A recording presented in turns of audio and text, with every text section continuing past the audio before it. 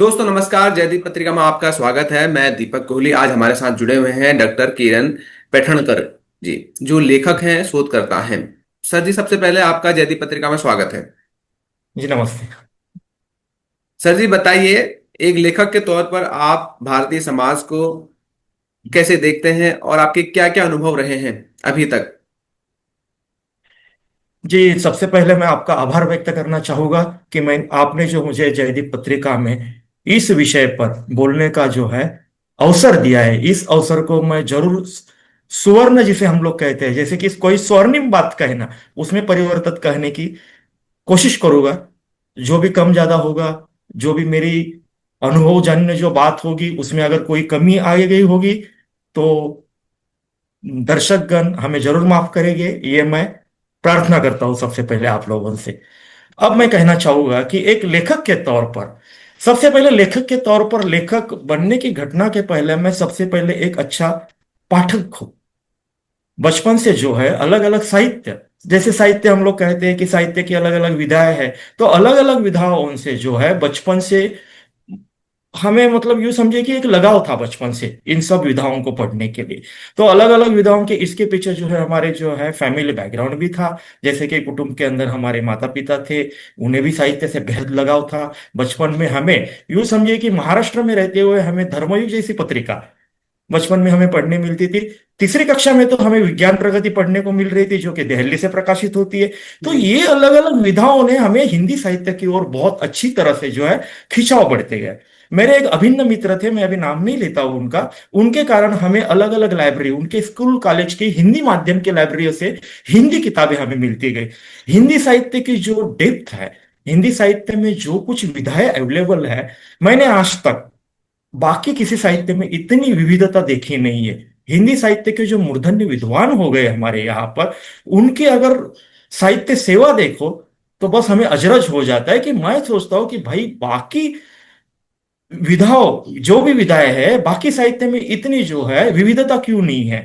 ये लगाव को देखते हुए धीरे धीरे धीरे धीरे मेरा लगाव साहित्य से बढ़ते गया। साहित्य से बढ़ते गया तो स्कूल में जो है हमें कहा जाता था कि आप इतना अच्छा लिखते हैं तो चलो ये लिखो ये लिखो। तो हमारे जो शिक्षक गण थे, उन्होंने हमें बढ़ावा दिया। जैसे कि मैं 8वीं कक्षा में था, हमें हिंदी के एक टीचर थी, उन्होंने कहा कि चलो आप अंटार्कटिका के किसी अनुभव पर लिख दो। बस उसी के पहले मैंने जो है भारत के जो अंटार्कटिका मुहिम गई थी उसके बारे में 4 दिन पहले पढ़ रखा था, तो मैंने बहुत अच्छी तरह से हिंदी में लिख दिया था।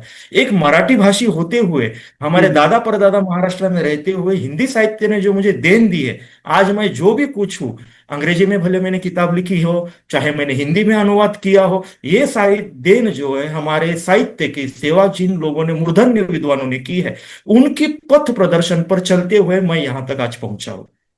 सर जी, आपकी एक किताब है सूफी इन महाराष्ट्र, और इस किताब हाँ। के लिए आपको ईरान के बुक फेयर अवार्ड हाँ जी। 2022 के लिए ये हाँ जी। सम्मानित हुई है।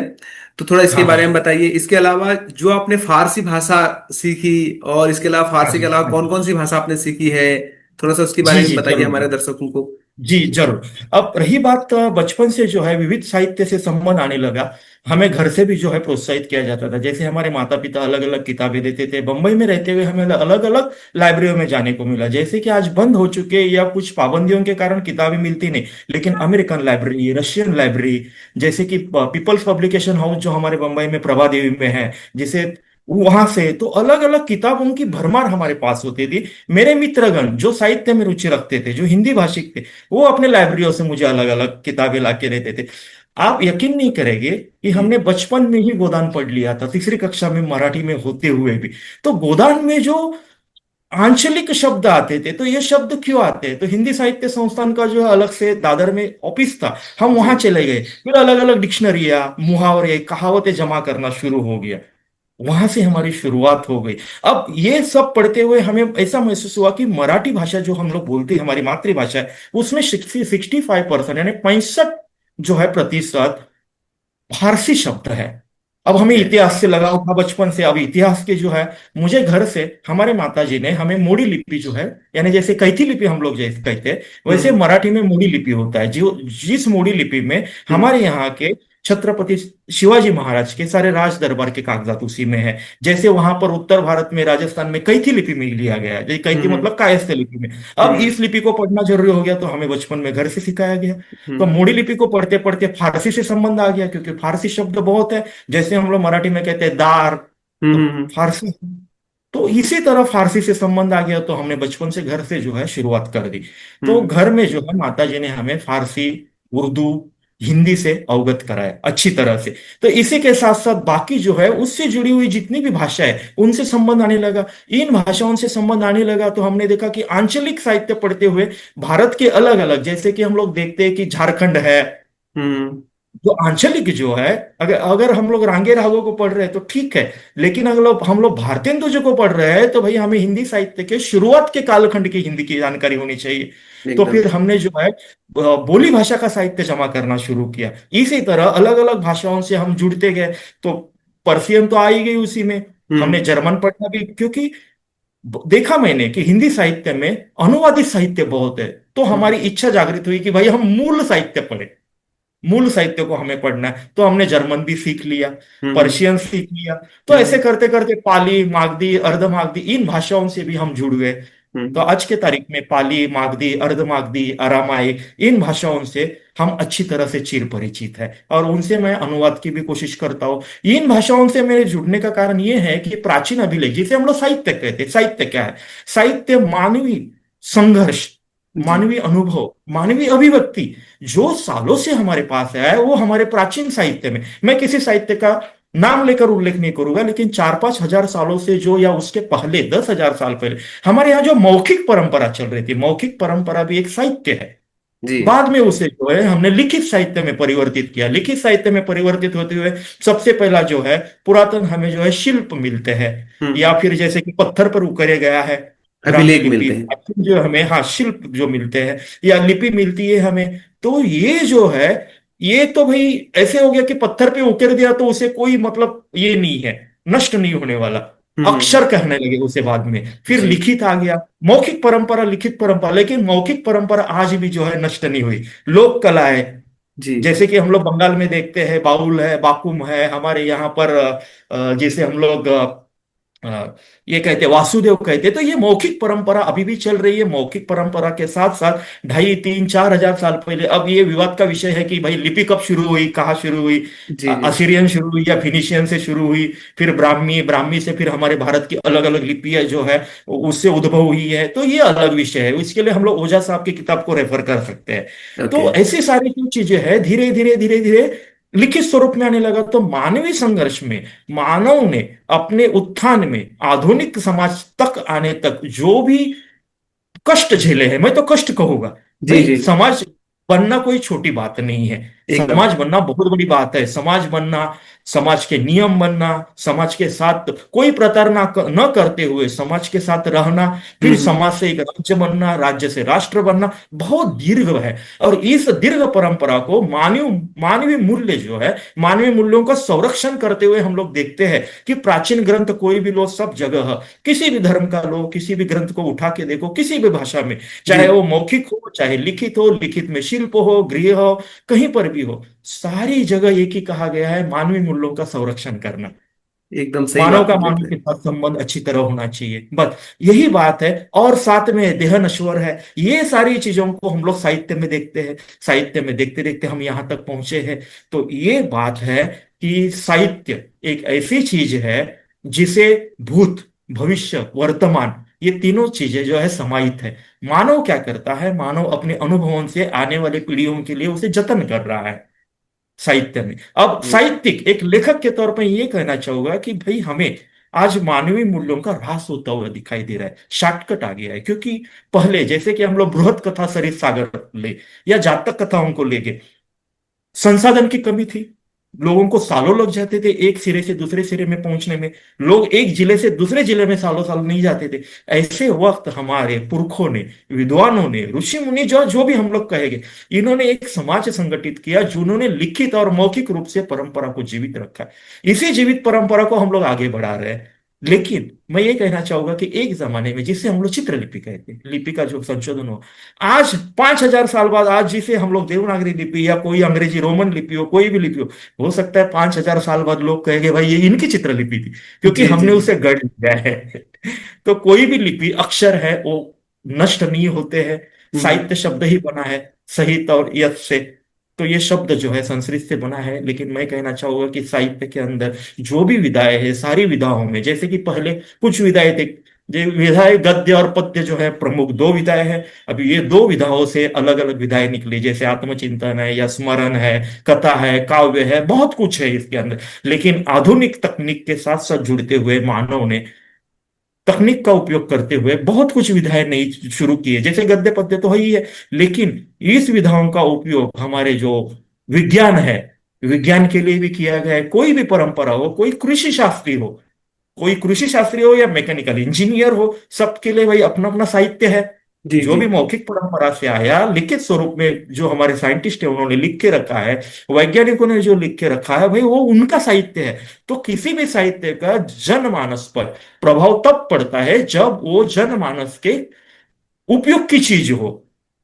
जैसे कृषि में अलग अलग जो है विज्ञान का सहायता लेकर जो है कृषि में बहुत सारे जैसे कोई फसल हो, जी कि भाई जी ये फसल जल्दी जो है नष्ट ना हो। इसी तरह कोई वाहन है, जी दुपहिया हो या चार पहिया हो, वो हमें ज्यादा से ज्यादा सुख सुविधा पूर्ण कैसे बने।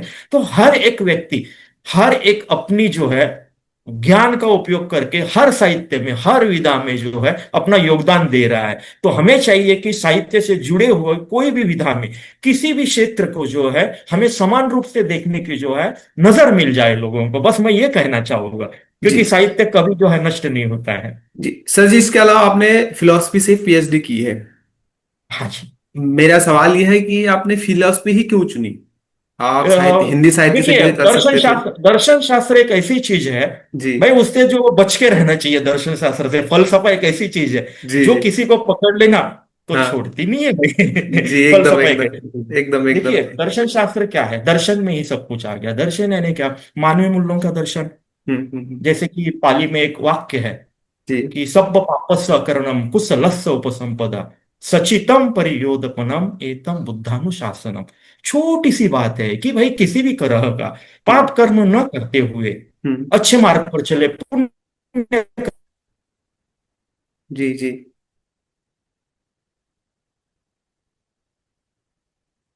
कर्म करे, यही जो है जिससे किसी और को भी दुख होगा। ये है दर्शन शास्त्र की जो है जड़ है। अब दर्शन शास्त्र में न जाने कितने जो है उपपंथ आ गए हैं, हर एक व्यक्ति ने अपने अपने, लेकिन दर्शन शास्त्र जो है जिंदगी जीने की कला सिखाता है। दर्शन शास्त्र आपको जिंदगी के सारे कोनों तक ले जाता है, यहां तक कि हर प्राणी मात्र से लेके वृक्ष से लेके सबके साथ किस तरह हमारा बर्ताव होना चाहिए, यह दर्शन शास्त्र की जो है जड़ है। बस इस जड़ को समझने के लिए हमें, हमारा जो चश्मा होता है ना, चश्मा हम्म मतलब वो चश्मा नहीं, हाँ जो हाँ हमारा पूर्व दूषित चश्मा जो होता है उसे उतार के अलग रखना है। जैसे इतिहास, इतिहास को पढ़ना है तो दर्शन शास्त्र आ जाता है। किसी हम्म भी शास्त्र के जो है मूल तक जाएंगे हम लोग तो वहां पर दर्शन शास्त्र ही निहित है। सर जी, बगैर दर्शन शास्त्र कोई चीज बनती नहीं है, जी इसलिए दर्शन एकदम। शास्त्र मिल जाते हैं। थोड़ा सा भारत के दर्शनों के बारे में बताइए कि किस हाँ जी, तरह के जरूर हमारे यहाँ के दर्शन हैं और इनकी क्या विचारधारा रही है, क्या जी, इनमें जरूर है, थोड़ा जरूर बहुत समझाइए। जरूर। मैं तो कोई विद्वान आदमी नहीं हूं भाई, मैंने जो कुछ बचपन से पढ़ा है वो उसमें से जो बताने की कोशिश करूंगा। इसीलिए मैंने पहले ही कहा था कि भाई अगर कुछ कम बेसी रहे तो दर्शन जरूर को जरूर जो है जरूर माफ। जरूर जरूर जरूर जरूर सर। जरूर। तो सबसे पहली बात है, लिखित और मौखिक परंपरा जो शुरू हुई भारतवर्ष जो है, जिसे हम्म हम लोग दक्षिणापथ कहते हैं और गोंडवाना था इतिहास के दृष्टि से देखे तो। अब ये हम्म। गोंडवाना क्षेत्र और भारतवर्ष कहाँ तक था? तो काबुल कंधार से लेके जर्मनी के आल्प्स तक था। ऊपर हम्म तिब्बत ले गए, तो इतना बड़ा भारतवर्ष जो है, इस हम्म भारतवर्ष में जब शुरुआत हुई तो हमें लिखित स्वरूप में और प्राचीन जो हमारा साहित्य मिलता है, हम्म वो साहित्य शुरुआत में हमारे जो भी जो है उस वक्त के मौखिक और लिखित स्वरूप में करने वाले लोग थे, उनकी छोटी छोटी धारणाएं थी कि बस मेरे खेती पे पानी बरसे, वेदों हम्म में है। हम्म मेरी गाय जो है, उनके बछड़े हो जाए ज्यादा, वो ज्यादा दूध दे। यानी कि इंसान ने जो है दर्शन शास्त्र हो, साहित्य हो, शुरुआत ही अपनी निजी चीजों से की है कि भाई ओके। मुझे सुख प्राप्ति हो, मुझे सुख प्राप्ति हो। जब हम सुखी होंगे जैसे कहते हैं ना, जब हमारे विचार शून्य हो जाते तब हम किसी के विचार पढ़ पाते हैं, दर्शन हम्म। शास्त्र में कहा गया है, फिलोसफी हम्म। में। तो हम्म। इसी तरह व्यक्ति जब खुद सुख अनुभव करने लगा तब उसे महसूस हुआ कि भाई मुझे दूसरों के सुखों की भी जो है चिंता करनी होगी। तो हम्म। इस चीज को जो है धीरे धीरे बढ़ाया गया। तो यही कहा गया है कि तमसो मां ज्योतिर्गमय। क्यों कहा गया, इसी कारण कहा गया था। या कोई भी किसी भी हम दर्शन शास्त्र की हमारी कोई भी किताब उठा के देखेंगे तो हम्म। उसी में एक ही कहा गया है कि भाई अच्छे मार्ग पर चलो, बुरा हम्म। काम ना करो, हम्म। चोरी ना करो, हम्म। सहायता करो। और हम्म। सबसे बड़ी बात है, इन सारी चीजों के अग्र पर जो है विद्या है। विद्यादान सर्वश्रेष्ठ हमारे माना गया है हमारे हम्म। संस्कृति में।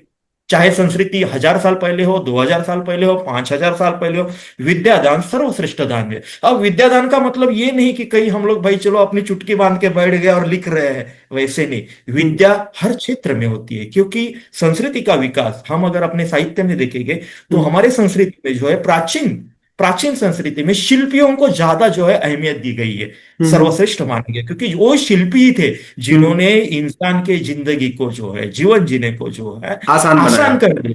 अलग अलग जैसे हल बनाया गया, जी। चक्के की जो खोज हुई है, जी। बैलगाड़ी बनाई, तो ये सारी चीजें जो है शिल्पी, इन्हीं शिल्पियों ने अलग अलग, जैसे कि धूप है, बारिश है, जलप्रपात है, कहीं कहीं बाढ़ आ गई, इनसे बचने के लिए अच्छी खासी जो है इन्हीं शिल्पियों ने व्यक्ति के लिए, समाज के लिए जो है अच्छे अच्छे मकान जो है उस जमाने में बनाए। फिर धीरे धीरे महल बनने गए। तो जैसे सुविधा थी, जैसे संसाधन थे, उस संसाधन की सहायता से ये सारी चीजें हुई। तो ये सारी चीजों का प्रतिबिंब हम हमारे प्राचीन ग्रंथों में, प्राचीन साहित्य में देखने को मिलता है। तो भारतीय साहित्य में तो गिनी चुनी किताबें जिन्हें हम जानते हैं, लेकिन इसके अलावा संस्कृत साहित्य है, पाली है, मागधी है, अर्धमागधी है, जैन साहित्य है। ये सारे साहित्य में अगर हम देखेंगे तो सारी साहित्य के जड़ में भारतीय साहित्य में एक ही है कि मनुष्य मात्र को सुख प्राप्त हो और हम सबको जो है भाईचारे से देखे। ये सबसे बड़ी बात हमें हमारे साहित्य में देखने को मिलती ठीक ठीक है। ठीक सर, इसके अलावा वर्तमान में आप हिंदी या अन्य भाषा के साहित्य को कैसे देखते हाँ हैं? जिस हिसाब से सोशल मीडिया आ चुका है, हर व्यक्ति अपनी हाँ हाँ। भाषा, अपनी जी संस्कृति को जी सोशल मीडिया के माध्यम से जी पूरे जी विश्व में फैलाना चाहता है।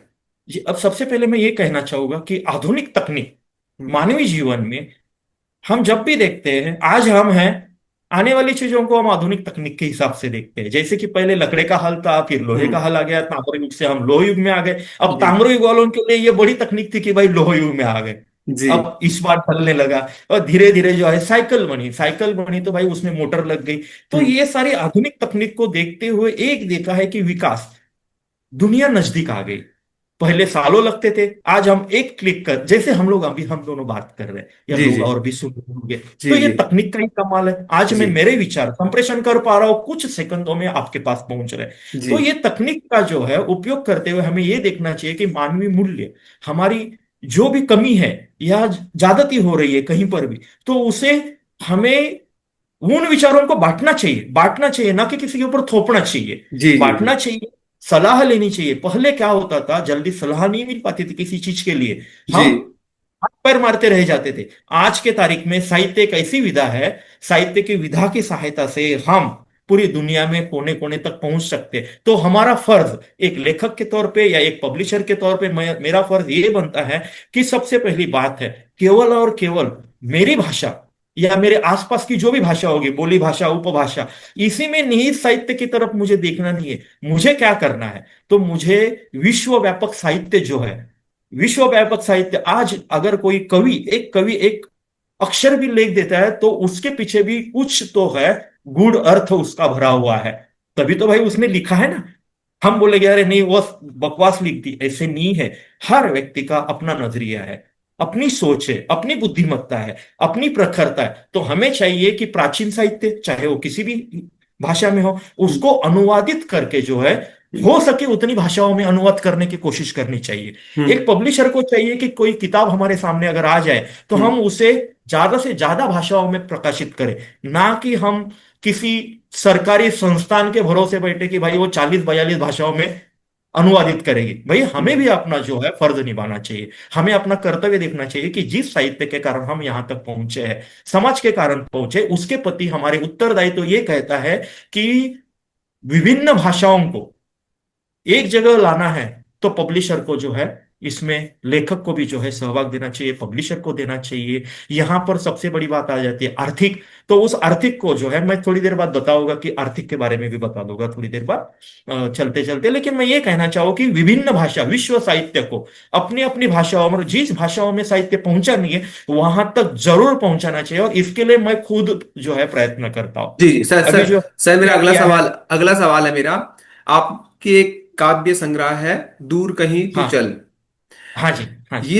इसको जब आपने लिखा, आपके अनुभव क्या रहे और आपको कहाँ से प्रेरणा मिली? और अगर लगता है आपको कि कोई रचना आप सुना सकते हैं, एक छोटी सी कविता या चार पंक्तियां, तो आप सुना सकते हैं। हाँ जी, हाँ जी, हाँ जी। तो सबसे पहली बात तो ये है कि बचपन से हमें लिखने की जो है स्फूर्ति मिलती थी।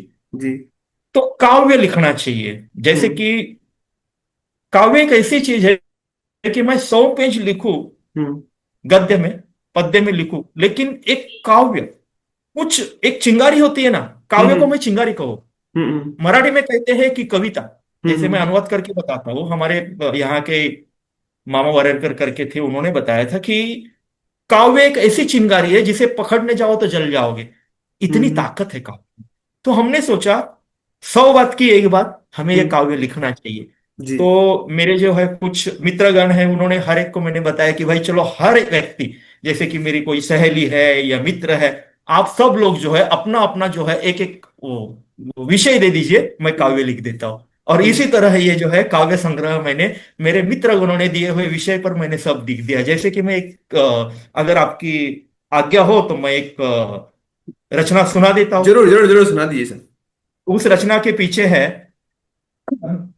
मेरी एक सहेली थी, हम्म। बहुत चुप रहती थी, जी। मतलब कुछ होगा तो उन्होंने कहा कि भाई चुप्पी के ऊपर लिख दो आप कि मैं चुप हूं। तो मैंने जी। कहा ठीक है भाई लिख देते हैं। तो मैंने लिखा उदासी।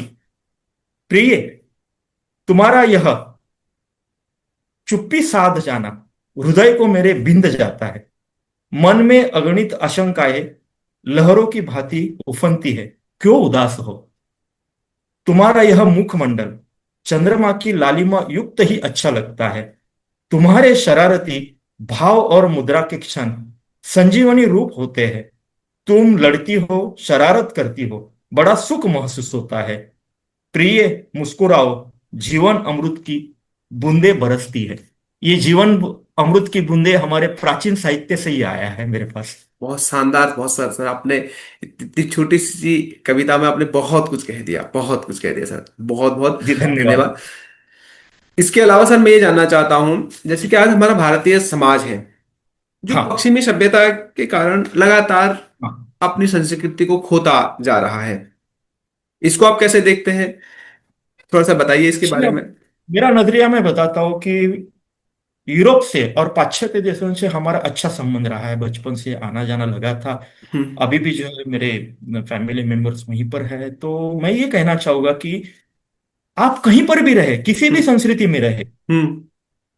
अच्छे और बुरे की समझ अगर हमें आई, दर्शन हम्म। शास्त्र फिर वहीं आ जाता है, फलसफा वहीं आ जाता है कि हम्म। अगर हम अपने आप में बदल कर ले कि मुझे अच्छा क्या लेना है और बुरा क्या लेना है। आज हमारे यहाँ के साहित्य पर 150-200 साल पहले जो है अनुवादित किताबें आने लगी, यहाँ पर अंग्रेजी में होकर, जर्मन हम्म। या इतालवी भाषा से, फ्रेंच भाषा से अंग्रेजी जी में आई। जी। फिर सर, अंग्रेजी से हमारे आपने यहाँ भी के तो अंग्रेजी भाषाओं का हिंदी अनुवाद किया है, कई हाँ, सारी हाँ, जरूर रचनाओं जरूर, का। वही उसी तरफ आ रहा हूं। जी। तो मैं क्या कहना चाहता हूं कि वो जो अनुवादित किताबें शुरुआत में आई तो उसी ने हमारे साहित्य को जो है प्रेरणा दी, हमारे यहाँ के साहित्य के।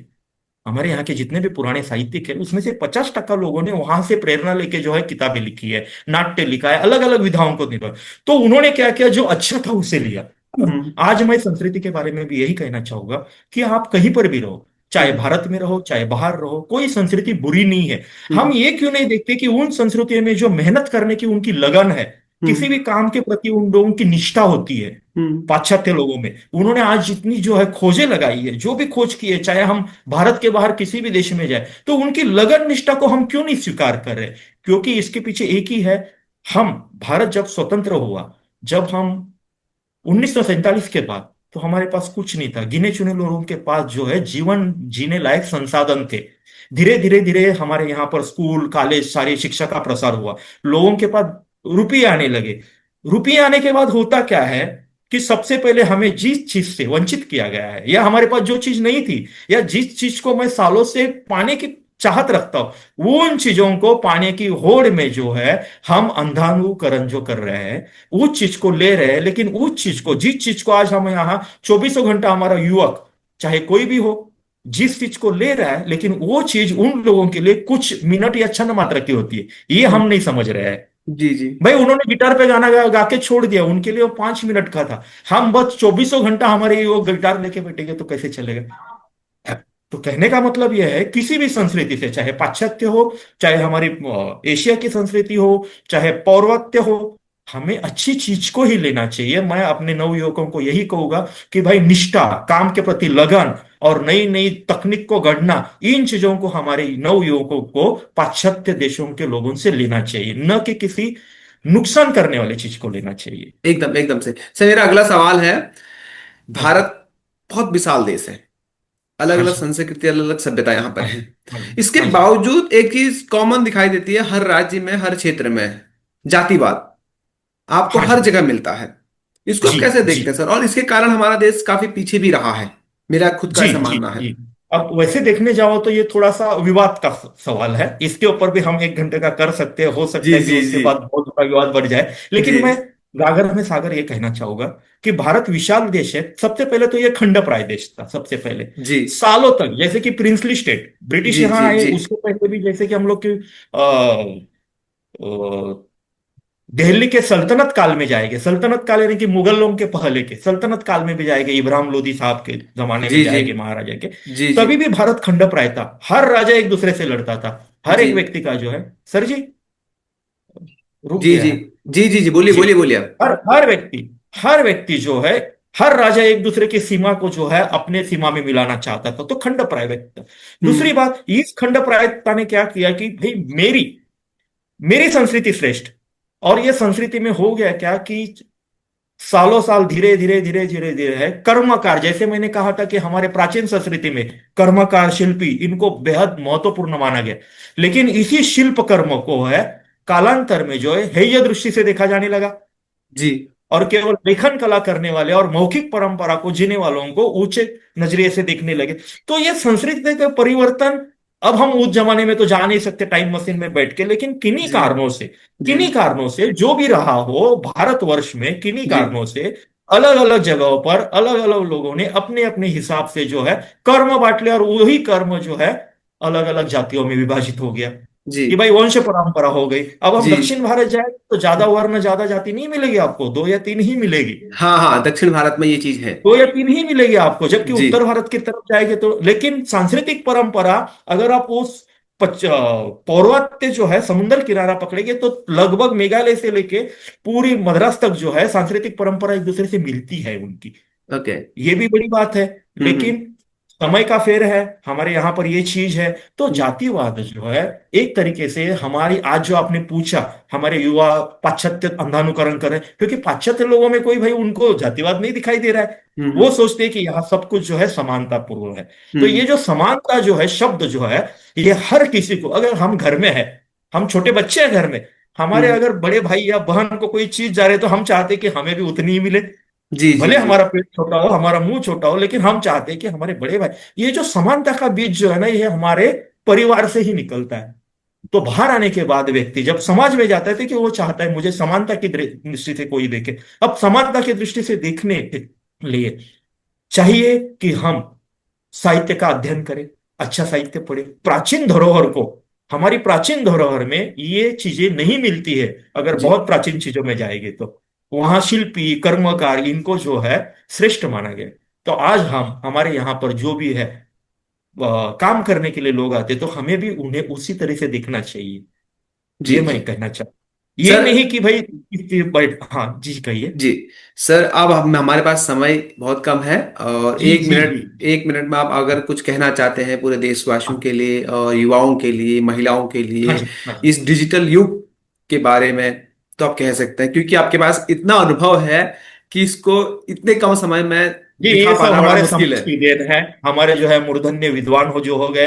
अब मैं यही एक गागर में सागर जैसी बात कहना चाहूंगा कि भाई ज्यादा से ज्यादा साहित्य से जुड़ो। हर दिन कुछ ना कुछ लिखो, भले एक पंक्ति लिखो। अब ये मत सोचिए कि उस पंक्ति में नुक्ता कहाँ है। भाई देखो, मेरा हिंदी जो है, मैं हिंदी लिखता हूं, जी लेकिन मुझे ग्रामर से सरोकार नहीं है। जी मैं जी किसी से सुधार लेता हूँ, जी। तो ये चीजों पे ध्यान मत दीजिए, लेकिन व्यक्त हो जाइए। हर दिन हम्म चार चार लाइनें कम से कम लिखिए कि भाई मुझे जो महसूस हो रहा है लिखिए। हम्म इसी से तुम्हारी साहित्य सेवा बढ़ेगी। हम्म साहित्य को पढ़िए, वैश्विक साहित्य को पढ़िए। हिंदी में वैश्विक साहित्य बहुत उपलब्ध है, मराठी में अभी जो है रिप्रिंट होना बंद हो गया है, हम्म। लेकिन फिर से शुरुआत हो रही है। मैं चाहता हूं कि हिंदी में भी वो हो। उस हिसाब से मैं भी पब्लिशर के रूप में, एक लेखक और पब्लिशर के रूप में, मैं साहित्य की सेवा कर रहा हूं। अलग अलग भाषाओं की किताबें हिंदी में लाने की कोशिश कर रहा हूं। मेरी खुद की सुपी जमीन महाराष्ट्र में हिंदी और मराठी में ला रहा हूं आने वाले साल में। तो इस तरीके से हर व्यक्ति को, हर व्यक्ति चाहे वो किसी भी उम्र का हो, छोटा बच्चा हो चाहे हमारे बुजुर्ग हो, आपके पास अगर पैनी दृष्टि है, तीखी जो है तीक्ष्ण बुद्धि है, तो उसका हम्म। वापर जरूर कीजिए। समाज का भला हो, समाज अच्छे ढर्रे पर चले, समाज एक दूसरे की सहायता करे, समानता की दृष्टि से देखे, इस दृष्टि से हमारा साहित्य जो है निर्माण हो। इस पथ पर हमें सबको चलना चाहिए। बहुत बहुत धन्यवाद सर, आपने अपना बहुमूल्य समय दिया जयदीप ये मैं पत्रिका को। आपका और दर्शकगण का फिर से एक बार जो है आभार व्यक्त करता हूं। आपने जो है मुझे ये मौका दिया है आज कुछ व्यक्त करने के लिए। मैं चाहूंगा कि इसी पत्रिका के माध्यम से अलग अलग विषयों पर हम लोग आधा आधा घंटा बात करेंगे। तो जरूर मुझे जरूर बहुत खुशी आगे जरूर चल। जरूर जी जरूर जरूर नमस्ते। सर। अगर आप कहना चाहते हैं कुछ जयदीप पत्रिका के बारे में, आप पहली बार कब जुड़े, कैसे जुड़े, थोड़ा बता सकते हैं अपना अनुभव। जी, जयदीप पत्रिका के बारे में आपने जो है मुझे व्हाट्सएप पे जो बताया, वो जी उसी से मुझे पता चला था, और जी बहुत खुशी हुई। मैंने आपके वीडियो वगैरह सब देख लिए, और जी मैंने मित्रों में भी सबको बता दिया कि भाई ऐसी ऐसी बात है। तो मुझे बहुत खुशी होगी, कहीं व्यक्त हो जाना चाहिए। मैं जी लिखित में तो कर रहा हूँ। मैं एक छोटी बात जाते जाते बताता हूँ, जैसी सोच वैसा जीवन जो मेरी किताब है, मेरे जी मित्र है क्लासिक पब्लिकेशन वाले जी मसूरा जी के, उनके द्वारा मैंने जो उसे प्रकाशित की, मेरा पब्लिकेशन होते हुए हमने उन्हें उन्हें दे दिया है। जी मेरी अनुवादित किताबें मैं उनसे छपवाता हूँ। जी। तो हर महीने कम से कम जो है 15 किताबें बिकती है, यानी कि मैं सफल हुआ हूँ। अच्छा अच्छा सर, अच्छा, बहुत अच्छी बात। सेवा में, हिंदी हिंदी भाषा के सेवा के लिए मैं सफल हुआ हूँ। ये मैं, बड़ी गर्व की बात है मेरे लिए। बहुत बहुत बधाई सर, धन्यवाद सर। जी जी, धन्यवाद जी।